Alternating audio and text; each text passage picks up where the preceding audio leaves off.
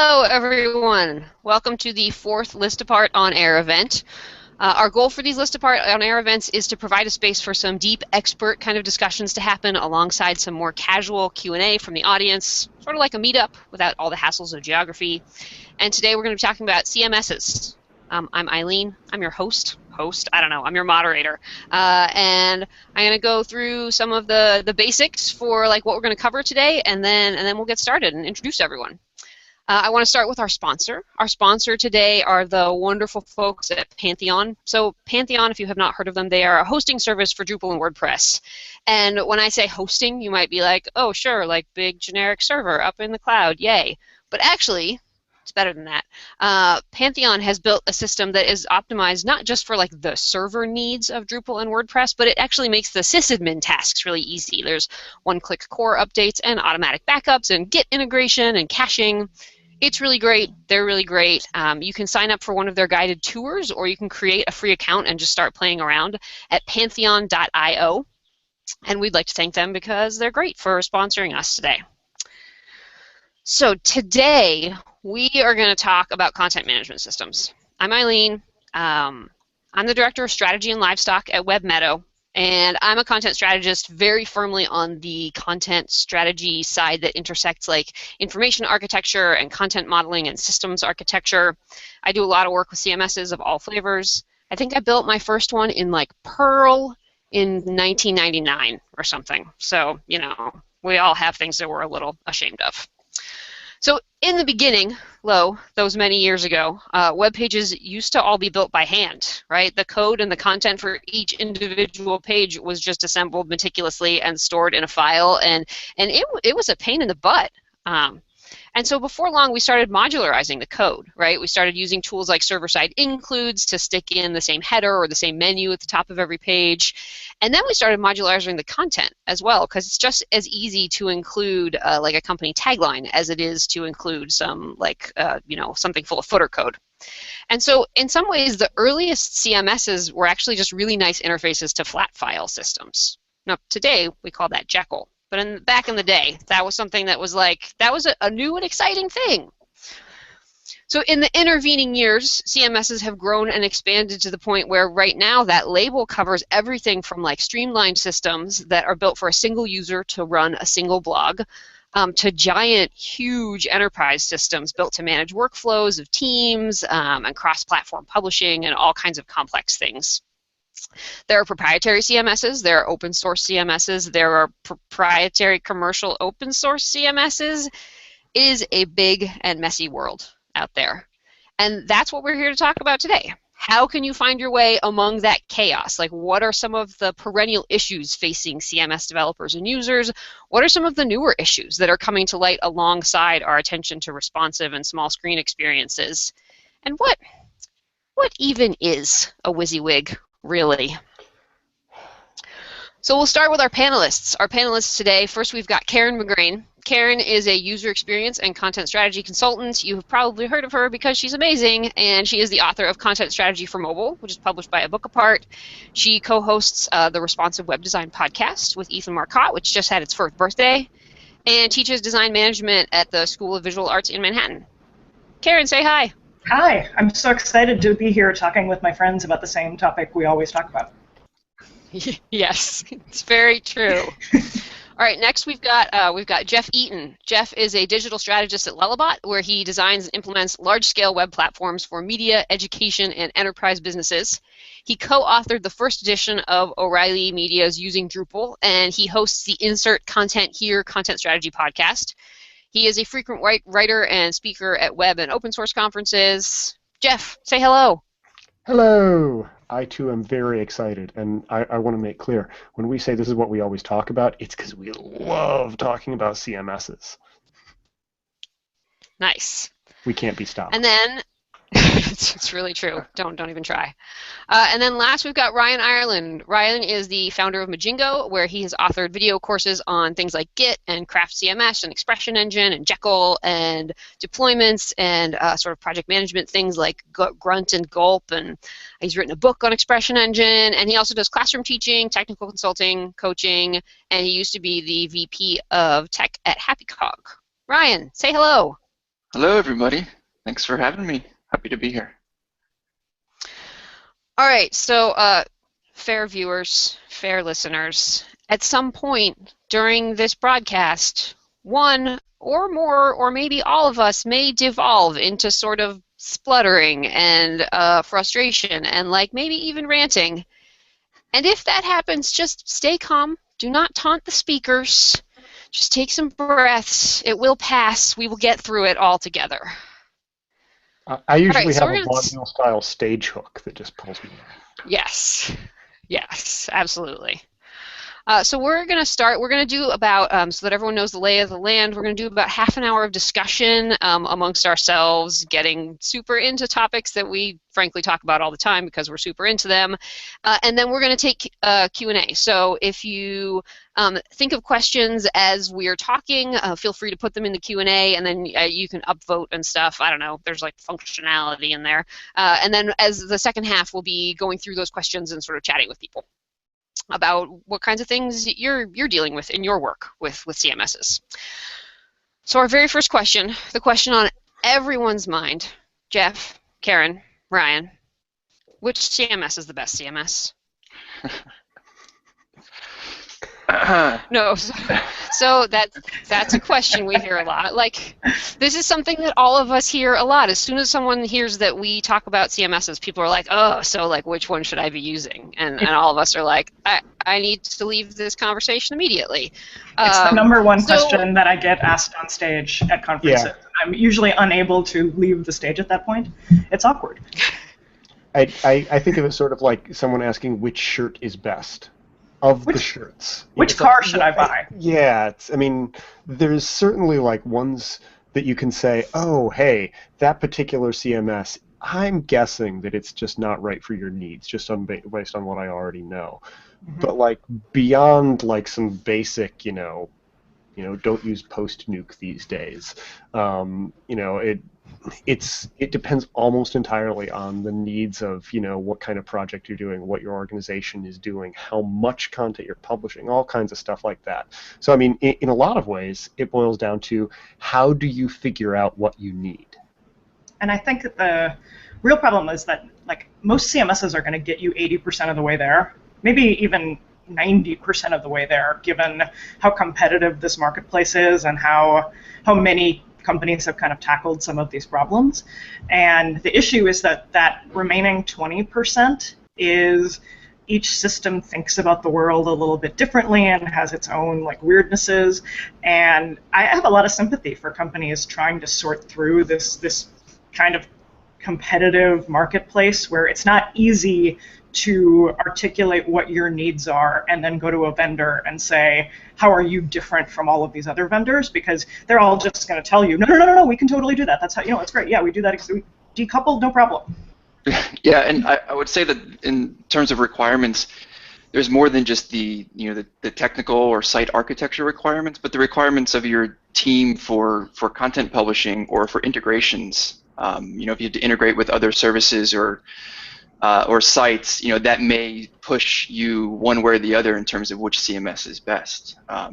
But there's, in terms of like, a lot of people think that a CMS is best, and so what I've seen a lot is clients being pushed to re-platform onto a new CMS just because the company they're working with thinks it's the best thing, the best CMS, and I think that's, in terms of like doing real requirements research will actually help you understand which really is the best CMS, not just like what someone tells us to re-platform to, because a lot of times these companies actually don't need to re-platform at all because their requirements fit the CMS that they're on, but maybe they're missing something like an important piece, like maybe their authoring experience is really bad and they're trying to that's where they're battling and they feel like they need to throw everything out and replace it.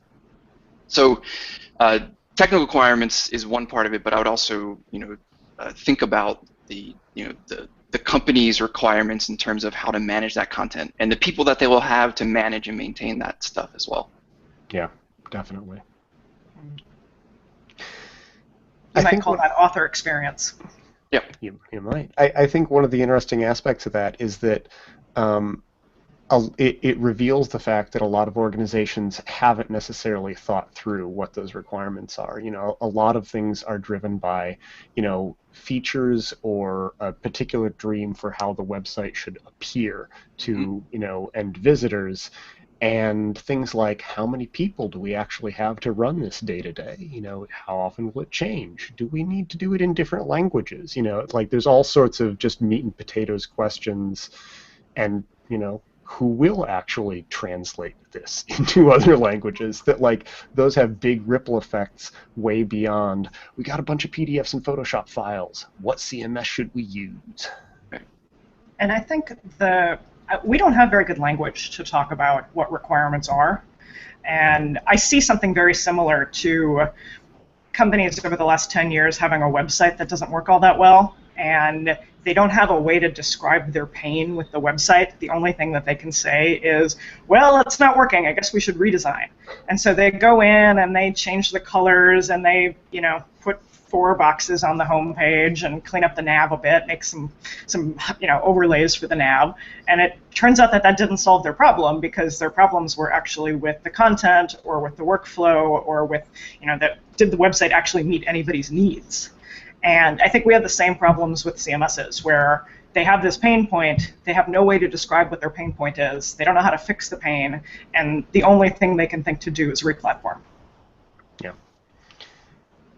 Which I think brings us back to the ultimate solution of how to pick the best CMS. Is you just find a bunch of vendors, you put them all in a Thunderdome style room, and the one that comes out, you use their CMS.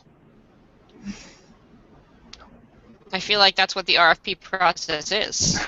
Don't we already do that? Fair, yeah.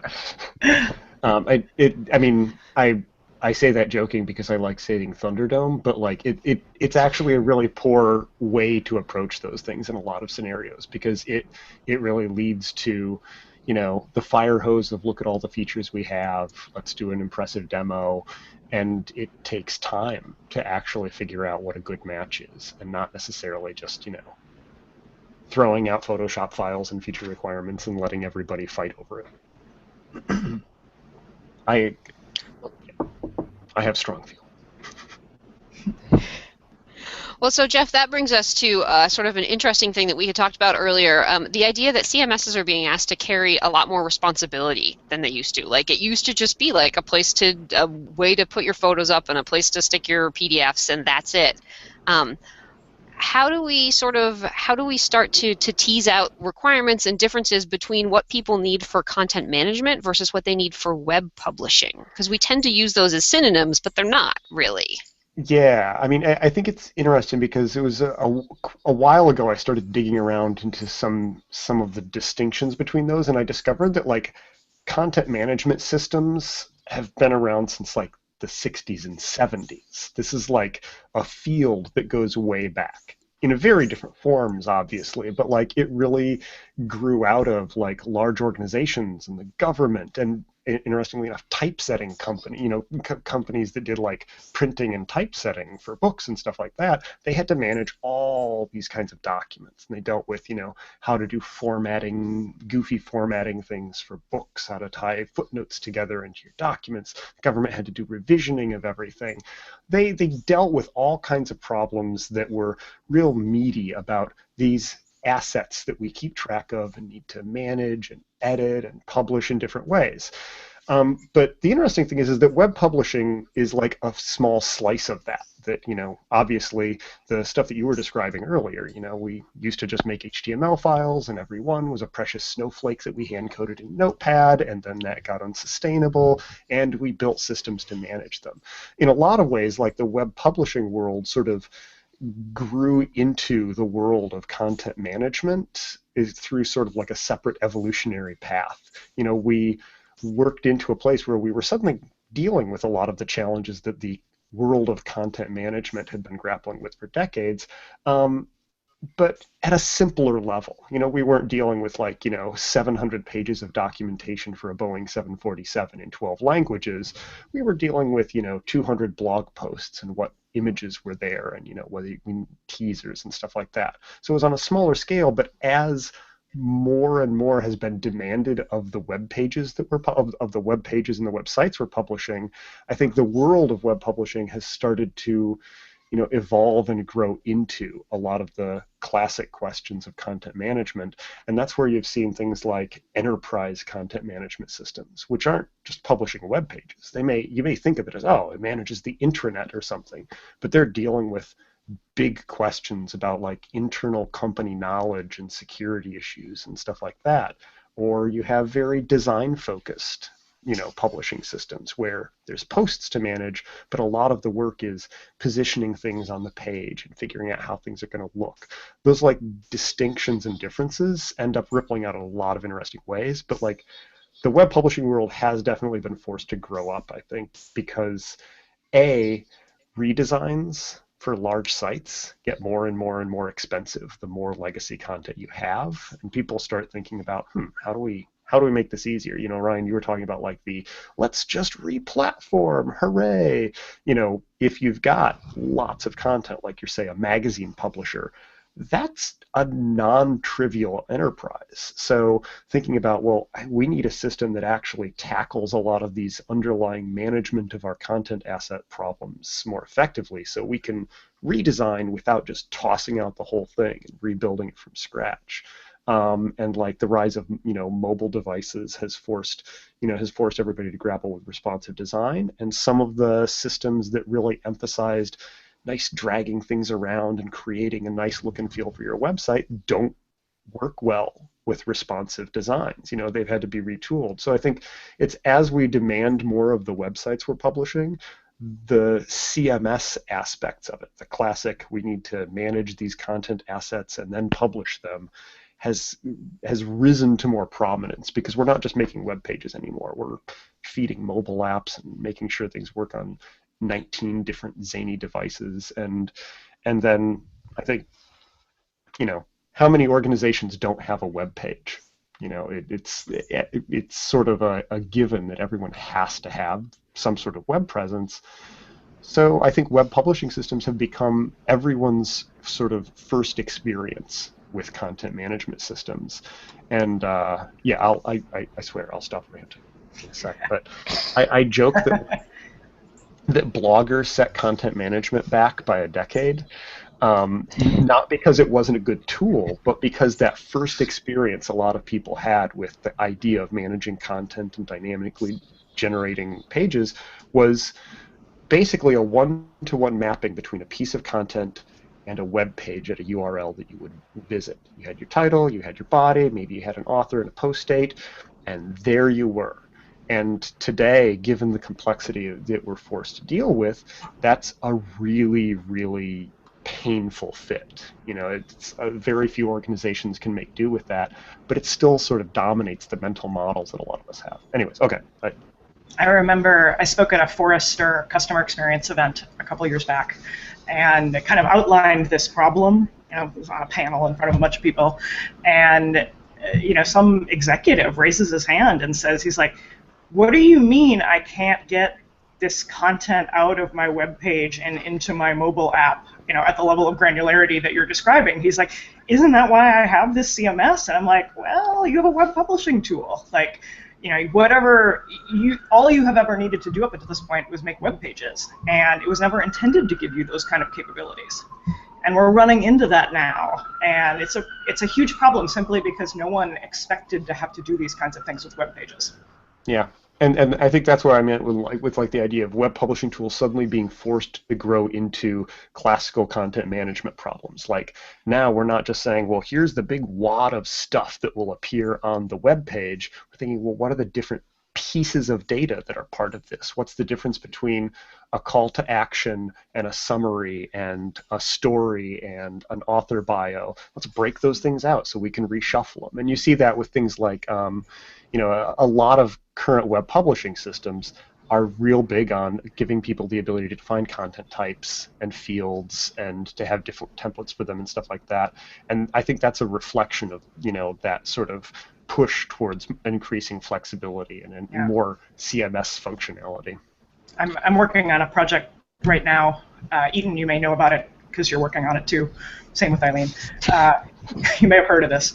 And it's based on WordPress, and I make fun of WordPress a lot. But I say that with love because I use it myself. But it is sort of like the proto-blob CMS, right? Like everything in there is just one big dump of a field, and everybody wants to talk to me all the time about oh no, what WordPress has advanced custom fields now. And turns out, you undoubtedly know this because you had to explain it to me like 12 times, like if I want to get to the level of a teaser and be able to show that teaser at larger breakpoints and hide that teaser at smaller breakpoints, if I want to conditionally load teaser content so that only larger breakpoints get it, I can't do that with WordPress. And I think sometimes when we talk about these problems, it seems like it's solely an author experience problem. It's like, okay, well, but let's make sure that the author has the fields or has the guidance to be able to enter that content in an appropriate way, and so that we can kind of pull it out and rearrange it. But there are some like genuine architectural issues with how these little bits of content get stored and what level of malleability you have with them on the front end. And as we're thinking about all these different platforms and all of these different devices we want to publish content to, the idea that somewhere under the hood everything is just one big dump of stuff is incredibly limiting, even if you have an author experience that lets you break it up into fields. I think that's one of the biggest risks of how a lot of publishing systems, or we kind of call them CMSs. We can use that interchangeably if that's okay, Jeff, at this point. I'm totally okay with it. An intern with a folder and a text editor is technically a CMS. Exactly, yeah. But one of the biggest risks is how closely the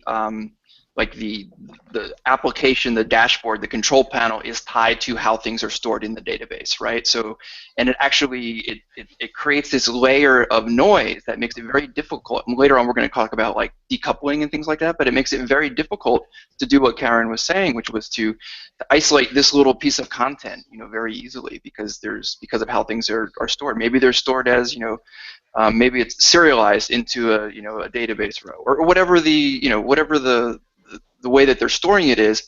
It's not standard from CMS to CMS, and so you have this layer of noise that you're having to deal with when you're trying to do something custom by really isolating a piece of content. And I think that's dangerous because these systems are set up to be publishing tools. They're set up to be directly tied to a presentation layer. Right. And by doing that, there's certain decisions and certain trade-offs you have to make. In order, I think, the ultimate goal, I think, when these people are building them is, to improve author experience, probably, is to make it as nice as possible, to create these custom and complex fields. But again, I think that's, the trade-off there is that later on, you have this, a little bit of a dirtier database store than you would otherwise. And I think really, all my rambling aside, that's the real heart of the distinction between like a classic CMS and a web publishing system. It's like, is it out of the box thinking about your the content as sort of an abstract thing that you create and keep and may do a bunch of different things with? Or is it primarily thinking of it as increasingly fancy and feature-rich ways of putting pages on a site? Right. That's really the big distinction. So Ryan, you were just saying something interesting about the idea of essentially of having pieces small enough that they can be separated from the presentation layer, like in the data layer. That sounds very similar to me to the way that people talk about pattern libraries, right? The way people talk about breaking down interface elements down to like the teeniest, tiniest pieces, so that they can sort of be reused cleverly without sort of the overhead of like a larger design dependence. Does anyone see that parallel? Am I making this up? I might be making this up. No, that was a nice segue there. Nice lead in. I think a lot of people have been talking about pattern libraries lately. Like that was the last on-air topic. And Eileen, you have a great quote, which is that design systems and content models, or pattern libraries and content models, are BFFs. They go hand in hand. And it's something, this is a topic that's kind of top of mind for me right now, that as there is this increased attention to creating more modular components on the front end, that we are still treating that as if it is entirely a front-end problem. And we're losing some of the ability to have those components actually modularized in the CMS itself. And where things are actually structured in the publishing system, that gives you so much more flexibility and so much more power to, publish those things out dynamically. It helps with QA testing.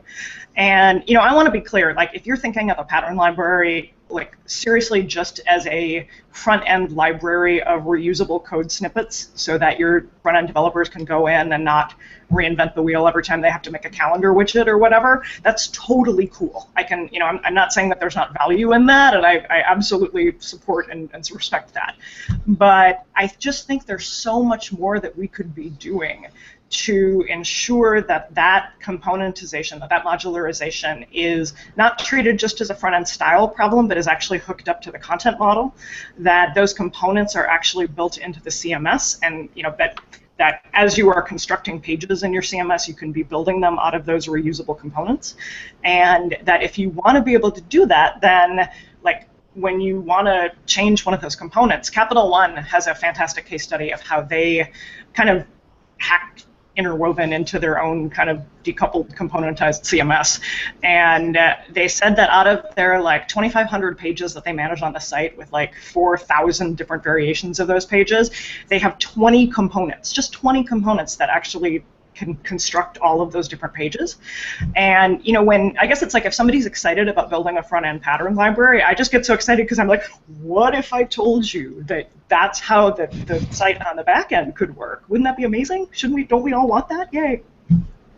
There's actually a book, it's super deep on the nerd scale, so I wouldn't recommend it to somebody who's not a hardcore developer who's super interested in diving in. But it's it talks about the idea of developing a ubiquitous language for your project, and I think that idea of bringing a pattern library in sync with the way that the people on the back end talk about it, and I would even go as far as saying how a business thinks about the stuff that's being produced and managed, that can go so far in getting you to that point where you're not reinventing the wheel every time a design changes too, or every time a new need comes up, making sure that developers who are doing the back end and the editors who are working with the actual content, if they're using a shared vocabulary for what these different things and pieces are, it can really, really smooth out a lot of rough edges. Yeah, I would be remiss if I didn't give a shout out to the fantastic ALA article from this past week on the language of modularity. I thought that was just a fantastic article that talked about how important it is to think about creating those modules or those reusable components and make sure that the essence of them, the goal of them, is around their functionality and what their purpose is rather than their styling, and to ensure that the entire team collaborates on defining what the purpose of those things are, so you don't wind up with a lot of very similar components that are used for different things, or as far as I'm concerned, you don't wind up with content authors being handed oh, here's your promo component, and not knowing what to do with it in the exact same way that we used to hand them, hey, here's your 3-column template with hero, and they're like, but how do I stick my patient stories into these boxes you gave me? Yep.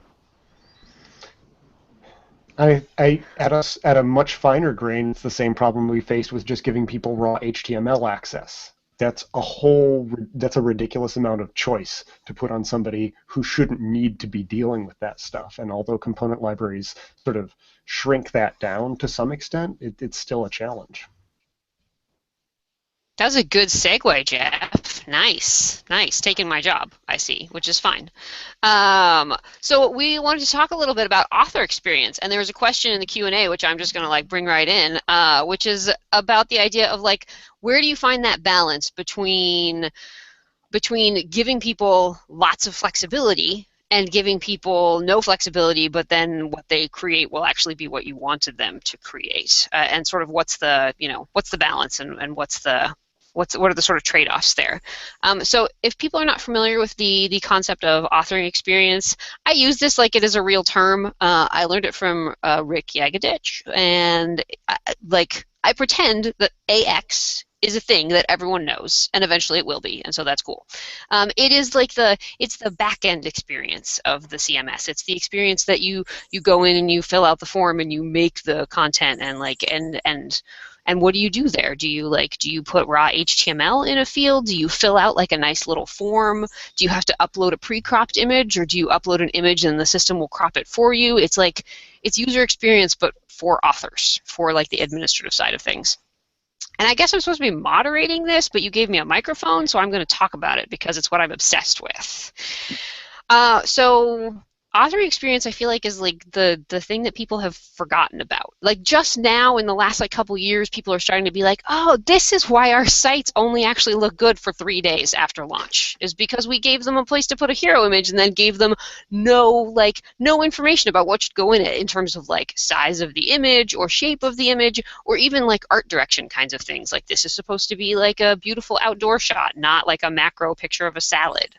And whoever it was that asked that question and people who thumbed upped it in the Q&A, I'm sorry that there's no good answer for where the balance is. It is something that exists with every single individual team and with every single individual project that you're working on. Like I don't think there's any sort of good, like you need to give them this much information but not this much. I think you actually have to look at like the people who are working on the site and decide with them collaboratively like how much guidance they need.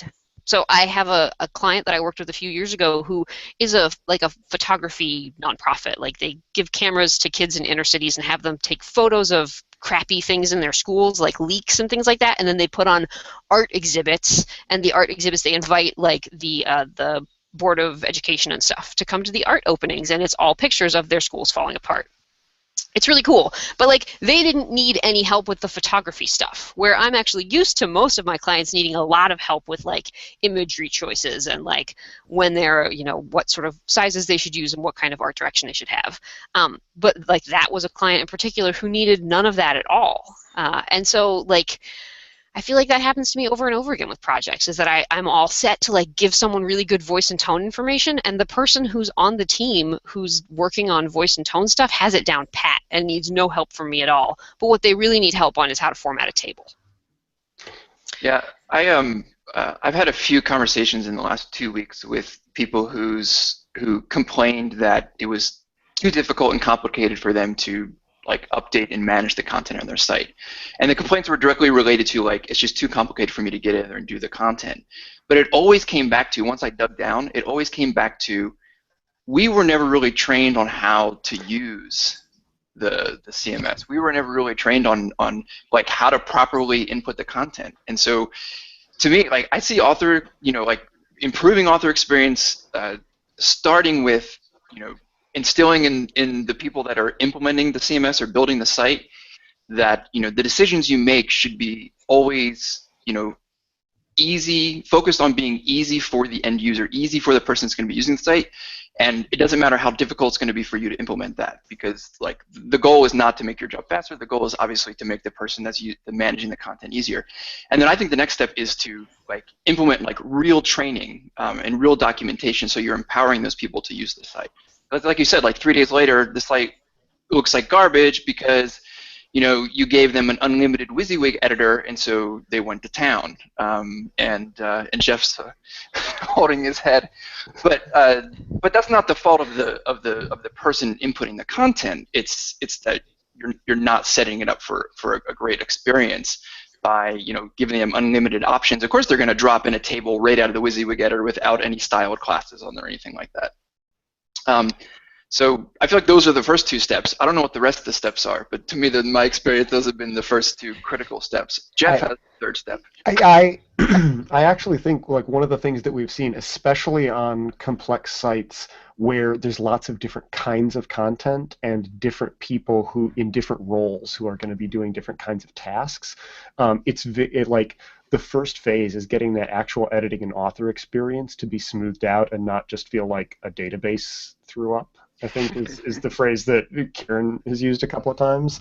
But the next step is that there's actual like day-to-day workflow to what those people are doing. If you've got like 10,000 pieces of content on your corporation's website, updating a particular one with new information is a non-trivial task if somebody hasn't thought through how will Sarah find that piece of content when she needs to get to it. How will people go through and find articles that haven't been updated, or product sheets that haven't been updated in 2 months. Like there's a lot of different things like that that aren't necessarily generalized. Every CMS should have this feature kind of stuff, but need to be thought through for the specific scenarios. Like, in some news sites, it's no, we don't want to have an approval process for stuff going live because, well, we hired reporters because we trust them to write stuff, and we want there to be as little gap between them writing something and publishing it as possible. But for the terms of service page on a product-driven website, that's a completely different matter. And figuring out what what those sort of supporting structures are for the day-to-day work that people are going to be doing outside of just the editing form, that's another really important layer to it. I think that so much of this, as with everything in customer experience and user experience, when you really start to dig into it, it comes down to how these projects get budgeted and paid for.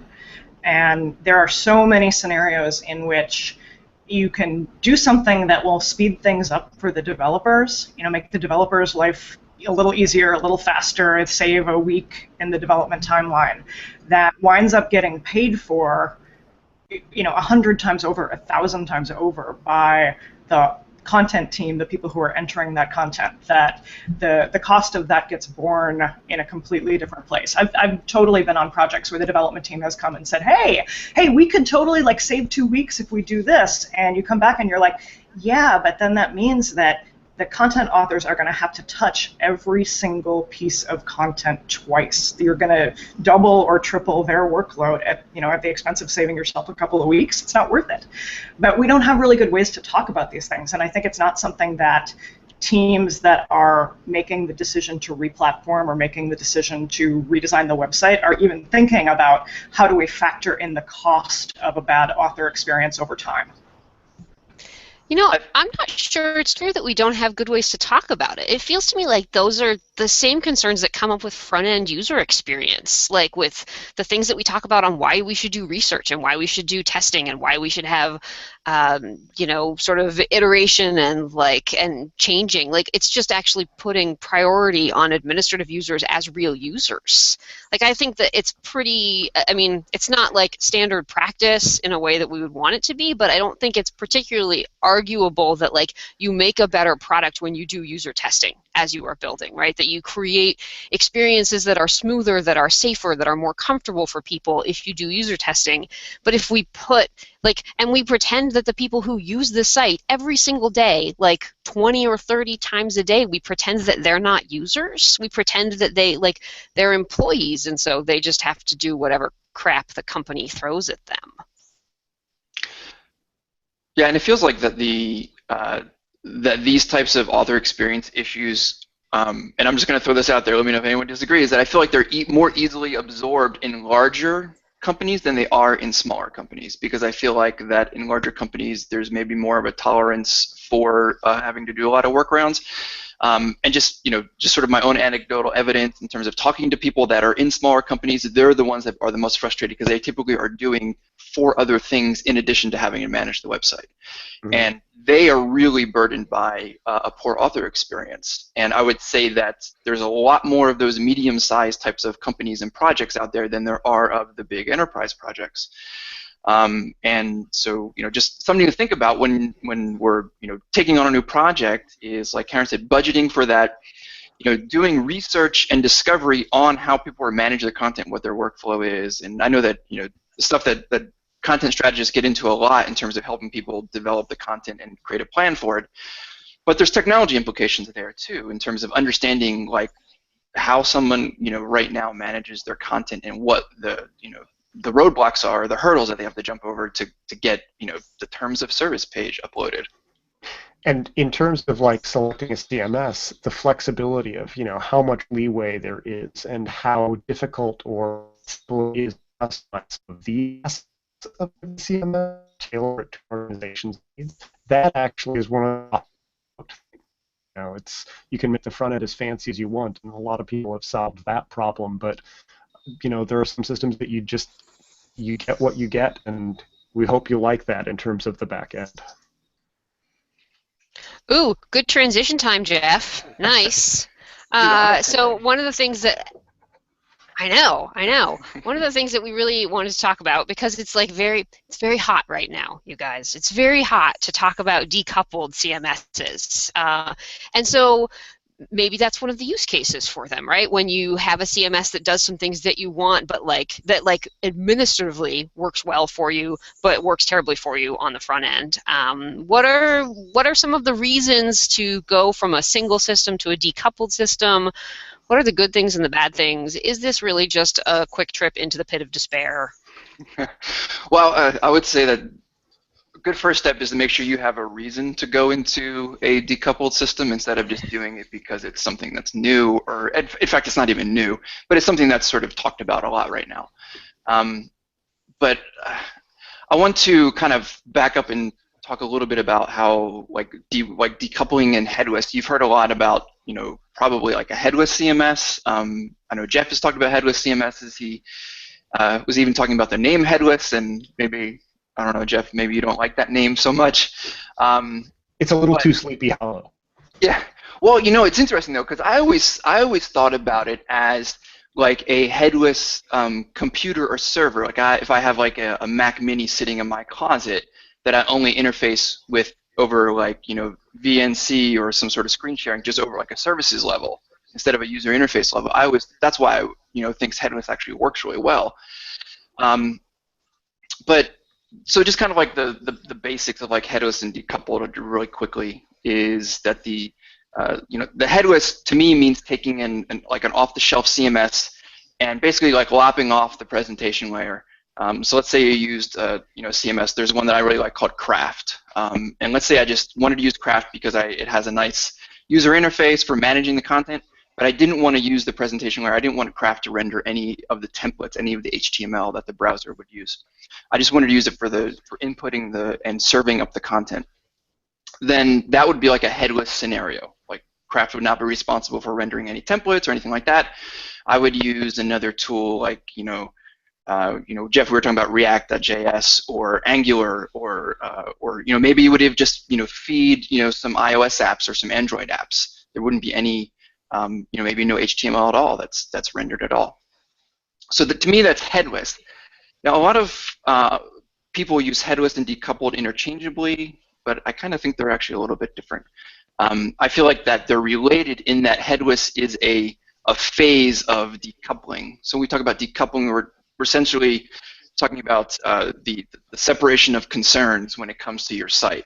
It's really interesting because there's actually a very similar discussion happening in software architecture and software development right now in the same time about like monolithic versus microservices. And the idea is that you have like this giant app. Let's say you had like a huge Ruby on Rails app that does everything you need to do for your application, versus 10 little mini apps or services that together talk to each other and do the same as this monolithic app. We're essentially talking about the same thing when we talk about moving from a monolithic CMS, or just like the whole thing that handles everything from the database to the presentation of the HTML. When we talk about decoupling, we're talking about breaking that up into microservices, into smaller pieces. So the idea here is that you're trying to do things that make your website development more future-proof. If you did have to do a redesign and you wrote, the front end in like Angular, then you wouldn't have to touch the CMS at all to do that redesign. Even if you wanted to do it in the latest and greatest JavaScript framework, you could. It wouldn't matter at all to whatever CMS is managing the content. So those are two things. So that's the good. The good is that it actually helps you separate the concerns. It potentially helps you have a more future-proof site. But some of the bad here is that is that it actually can increase the technical expertise that your team needs to have in order to work with this.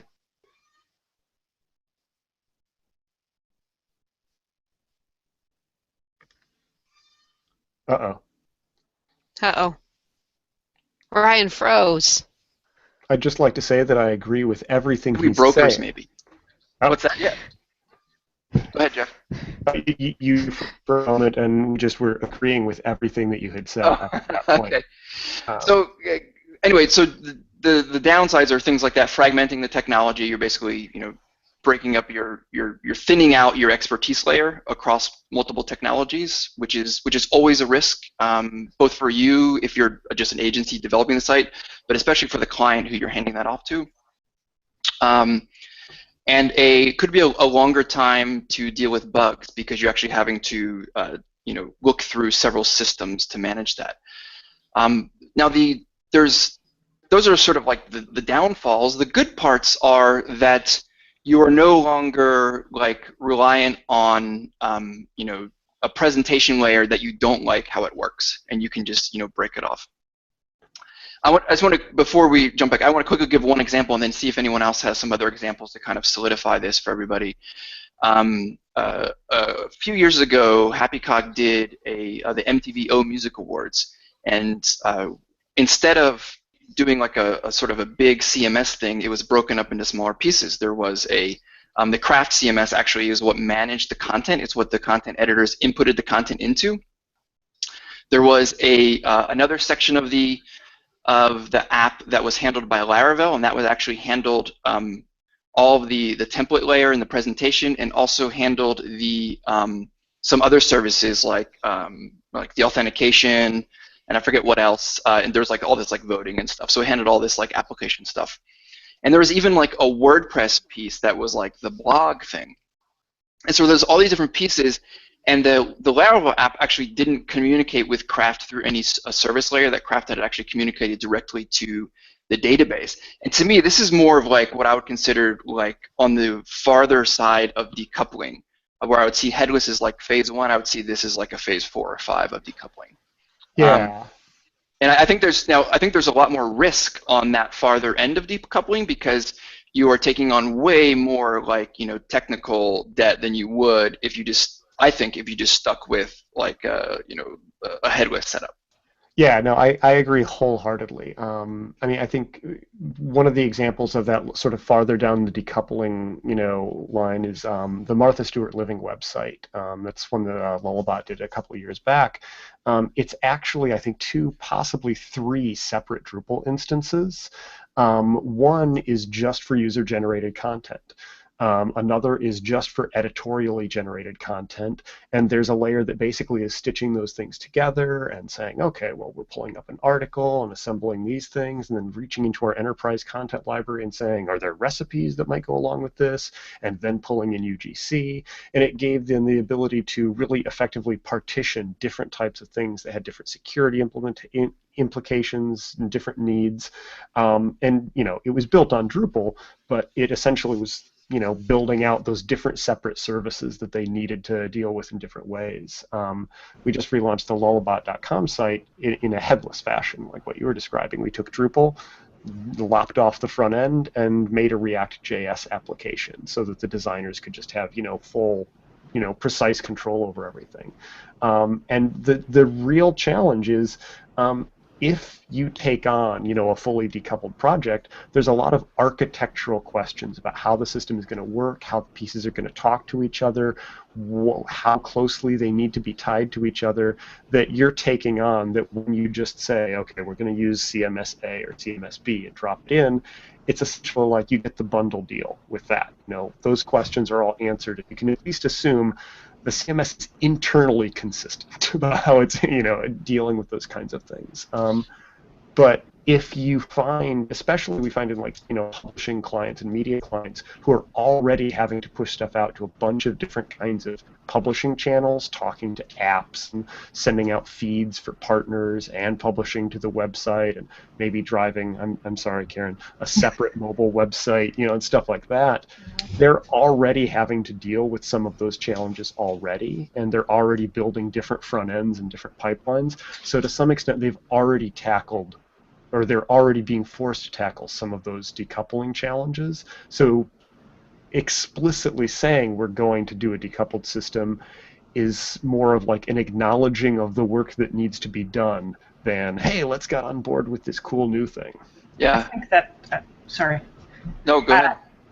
Ethan and I have had many conversations about decoupling, not just on the front end, but also on the back end. Like, I think for lots of major media properties, if you're a magazine publisher, you probably want a core content repository that is, frankly, separate from whatever author experience layer you're creating, because you want that core content repository to be as stable as possible, so you don't have to go back in and re-platform that database when you're trying to re-platform your website or even the author experience.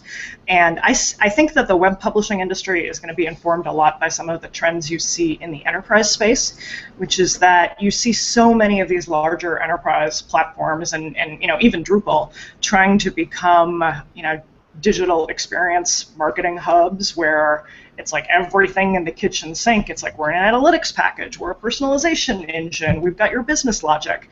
And I had a conversation with one client where they said, as we're looking into like personalization, so many of these big enterprise packages want us to treat that as if it's all one big monolithic system, like buy our big master CMS and you'll get everything.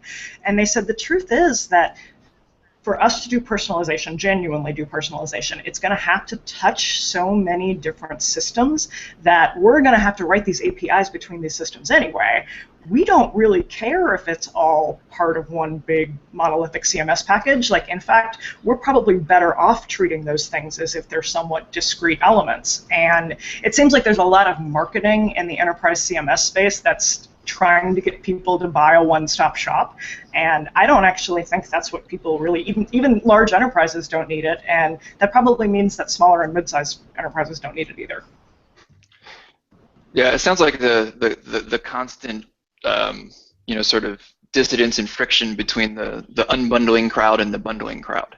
The people that are trying to constantly unbundle, like us, like talking about decoupling, we're trying to unbundle for good reasons, and people that are trying to bundle, for business reasons. And I think it goes to show that it actually really does just depend on what your situation is, like what you actually need. And that's why when you see like people doing headless or decoupled systems, is that it shouldn't be like a technical pursuit. It shouldn't be just like, let's decouple because that's like technically like a challenge and really cool. It should be, let's decouple because this is actually going to solve some real problems from technical up to business, instead of trying to do it just as a technical pursuit. Because if you do it as a technical pursuit, I feel like you're actually getting to a very risky territory. You start to, it's like refactoring code. You can like refactor, not to get too codey here, but you can refactor code over and over again to where actually you're creating like more complex and fragile code than you would if you hadn't broken it down into so many tiny little pieces. And you can do that here. Each element of your decoupled system on its own might be fairly like low risk, but together, when you bundle them together, you're looking at a really high risk proposition because you suddenly have all these moving pieces. And it's not bad per se, but it could be bad for you. That's just the thing that you have to figure out. Yeah, those are choices that don't come for free. You make eight tiny things that are individually simple, but they'll have to talk to each other. You've shifted the complexity into the interactions rather than the one monolithic piece. Well, you guys have just done a really, really good job of addressing like 6 questions that were floating over there in the questions without me prompting you, so way to be. You be you. It's good. So we have time I'm going to kind of combine 2 questions into one because I sort of see them fitting together a little bit. And those 2 questions are, something along the lines of like, how do you figure out, or is it okay for a CMS to have things that plug in versus things that are core? Like, what things are important to be like a core piece of the CMS versus things that you can sort of modularly add on later? And is there like, you know, are there things that it's like really important to have be core, and are there things that it's more fine to have posted on later? And then the other question can just be summarized with like, WTF vendors? And how do you deal with vendors who tell you that their systems can do absolutely everything all the time forever, and you should buy it right now? It's computers. They can do anything. Right? So does anyone have thoughts on that? I'll take the computers can do anything thing. I think the big change in this is to the thing that we were talking about at the very beginning. I think it's really tough because once you get into a situation where you're basically talking to salespeople about a given system, the incentives are almost always to say, of course, it can do that. And understanding whether you actually need something or not and how big of an impact it is on what you're building, those priorities, I think, are a good way to cut through the crap. You know, I think like if you have a website with basically 50 pieces of content and it's updated once every 2 weeks, you may well do great with Squarespace, and it may be right what you need. And you, on the other hand, you may need Sitecore, if you're on the other end of the spectrum. But figuring out like what the scale is and what the complexity is hard. I mean, I think like language localization is one of those hard things that's hard to bolt on after the fact. So knowing like what non-negotiable things you just have to have, that's a good checklist to start with.